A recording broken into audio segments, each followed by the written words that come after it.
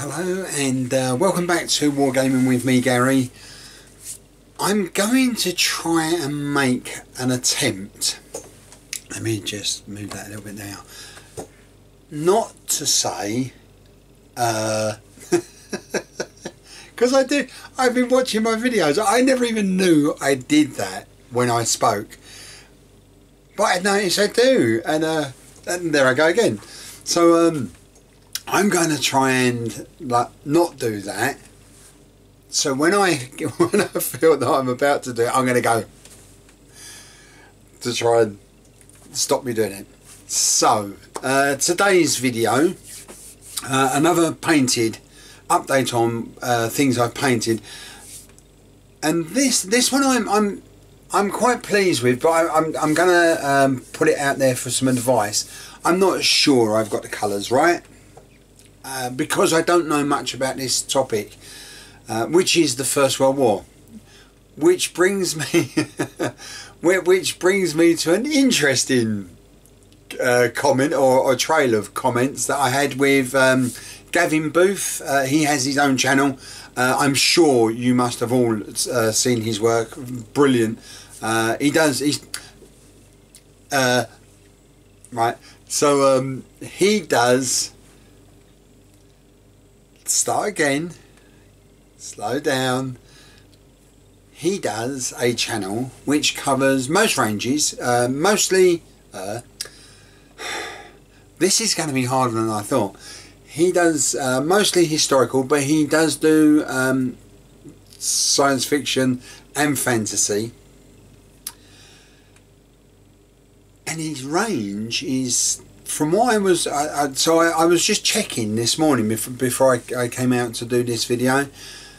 The range he does is quite it's a big, it's a big selection of wargaming ranges from what I've seen, 28mm all the way down to 6mm, and everything in between. It would appear. So if you haven't seen what he does, and he also does some commissions that might be very helpful for some of us. I know there are certainly times when I think, oh, I've got a lot to do. It might be nice to get somebody else to give me a hand, and that's nice to know that there's somebody like Gavin out there who could help me get through before I get nearer the end of my days, and I still have a mountain of figures. I most certainly will be giving him a ring. So yeah, so that's useful to know. Back to, right, so I digress, back to the comments. So my comment was, I don't know much about the First World War, and I should. Yeah, I think we all should, especially if you're an Englishman, British person, so Scotch, Irish, Welsh, European. I'll lay that out to everyone. American, we should know more about the First World War. Australian, New Zealand, of course. Oh, I've started now, ain't I? Because now I feel guilty that I'm not going to mention everybody who should get a mention. So I'm going to stop there. I've mentioned who I'm going to mention. There are lots of other people who I feel had a massive contribution in the First World War, and because of that, we should all know more about the First World War. Anyway, I digress again. Off we go. I said I don't know much about the First World War, and Gavin put a comment on saying, "Oh, this is actually my area of interest. This is what I enjoy the most." And I thought, "Oh, great! That's really good, especially since I bought some First World War figures a long time ago, and a massive a shop was closing, and they had a massive, loads and loads of figures on sale, and I gave them some money, and I said, what can you give me for this? Which they gave me loads and loads, which was very nice. And among them were some First World War figures, and so I pointed out these First World War. So I thought, oh well, that's handy. If that's his area of expertise, I'll paint those figures up. So then I left a comment saying, following a comment he left me. This is going to be Keystone Cops, isn't it? So following a comment he left me, I said, oh, I'm doing something that you might like. So Gavin naturally jumped to, oh, I like curry. I don't know, I like curry. And I'm like, excellent, brilliant.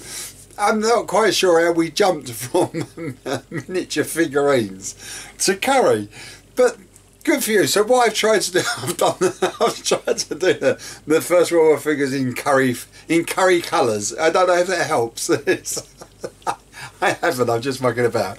Okay, so let's have a look and look at these figures. And Gavin, thanks for your comments. Really, really nice. And everybody, like, you know, people who have been making comments, and I will start mentioning people because some of the comments have been fantastic, and some of the advice.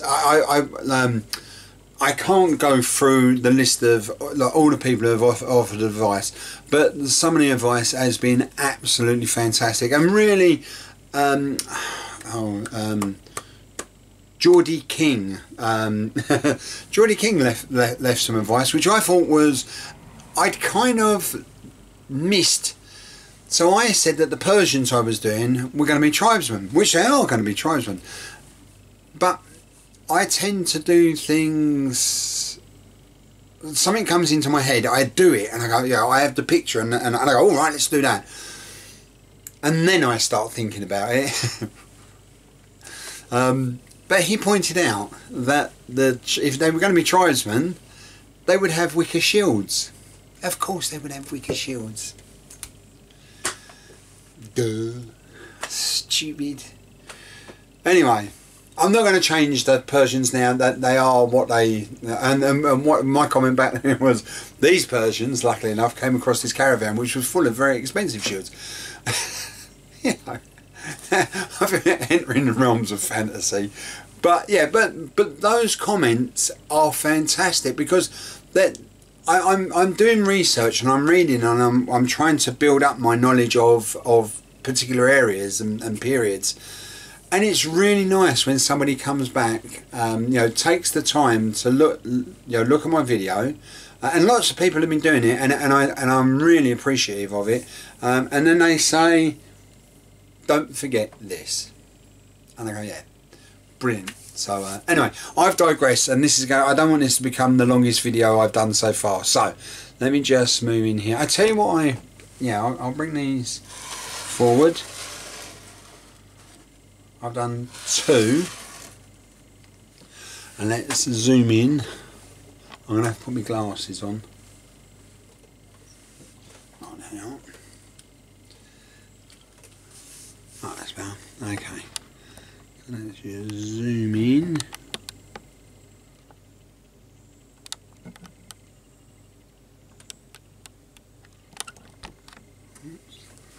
Let's move this over. Just sorry, this isn't very well set up today.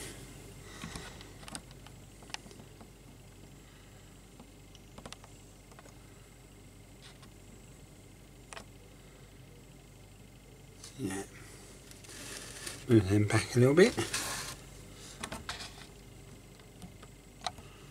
Move that in there. Okay, so as you might be able to tell from that, they're 2 First World War German machine gun crews, and I'm quite pleased. I'm not sure how this is coming out because I've noticed that on my screen sometimes it doesn't show me what it's actually going to be like on YouTube, and then YouTube actually shows it much lighter, so I'm hoping these are coming out okay. If I just turn them round to have a look now, okay, so I'll put them next to each other. Yeah, that gets them both in. Right. So what I've tried to do is, so the base first, let me show you. These guys are not actually attached. I've done that purposely because I'm not quite sure how the rules when playing with First World War figures, so bolt action type games, I'm not quite sure if you remove the figures or what, but I've done that so I can always glue it on if I want to change it. But what I want to show you is I've tried with the stand, the machine gun stays obviously, because it's too intricate to move about. I didn't want it to get snapped or broken. But I've tried on the stand. I don't know if that helps. I'm going to zoom out just a little bit. I think I'm a little bit too close. There, that's better. Right. So what I've tried to do is represent how muddy and slushy it would have been during the First World War. You know, trench war wasn't much fun from what I've read and seen on the movies and documentaries. So that's what I was trying to replicate is the muddy texture, and then in contrast, I haven't done a muddy. I haven't done a muddy effect on the actual soldiers themselves, because I wanted them to show out. Now, Gavin, coming back to your area of expertise, you might, I don't know if you can see there. I'll just zoom in.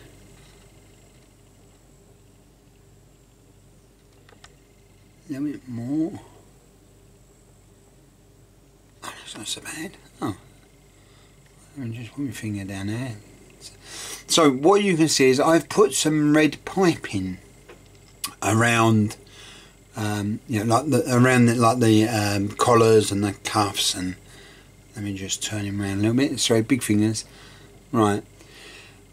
I have no idea if historically that is correct. So Gavin, you perhaps you could. I saw it. I was looking on Pinterest, and which is where I look for a lot of my inspiration when I'm painting figures. And that's one of the figures I saw, and I just like the idea of the red, like breaking into the grey a little bit. So Gavin, that's what I actually meant when I said I was going to do. So you might like, and if you could provide me with some. This is the loading chap. So he's got the oops, out. So he's got the loader. And these are all Renegade miniatures, beautiful figures, really well designed, I think. So so Gavin or anybody, oh, that's not in the right place. Yeah, Gavin or any, let's zoom out.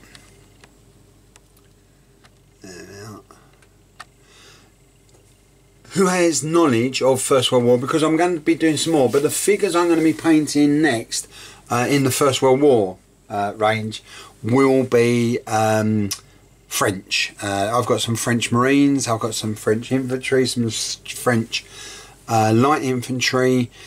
Yeah, French is the way I'm going forward with my First World War figures. So if you have any advice in regards to that French figures, please do let me know. Okay, that's that. There's one other thing I just wanted to point out, and like on the theme of people giving me advice, I could really do with some advice in regards to the ancient Assyrians that I'm painting. If you, I've got to be honest, I'm very happy with these figures, except, and I'm going to zoom right in, because I did notice when I was painting these, I was like, yeah, I'm very pleased with them, and you know, like, I don't have great eyesight, so I wear glasses, and I was very pleased, except when we got to the tassels, and now when I looked at the tassels away from YouTube, I thought, oh, they look really nice, you know, red and white tassels, excellent. But I don't think they look very nice. You know, I think the idea, I think the concept of red and white is very nice, and I think the tassels, which Black Tree Designs have made, are also very nice. I just don't think I've painted them very well. So if there's anybody out there who could give me some advice on how to improve my tassel painting as such, I would be really grateful, because you know, I do say that my painting is functional. Well, and fair enough, that's what it is. But these are going to be hopefully, you know, this collection I want to pass on to my children and their children, because I won't be here forever, and I'd like them to look as good as I can get them. So if there is anybody out there who could provide some advice, I would really appreciate it. So let me just zoom right out, come back to me. Oops. Okay. Oh, glasses. Okay, so that video turned out to be much longer than I thought it was going to be. I hope you've enjoyed it. I've got to say thank you to everybody who's like been looking to views, leaving comments, subscribing. Big thank you. Really, I'm really pleased with. I didn't think I was going. I would have been happy to get 10 subscribers. I've got a lot more than that. I now have a number I want to get in my. I would like to get in my. Of subscribers, but I digress. This video has gone on for long enough of me babbling away, so I will see you again. My next video is going to be so I mentioned my nephew and me putting videos on to help him start painting miniature figurines. That's what I'm going to start doing next time. Okay, so speak to you all soon, and all the very best. Bye.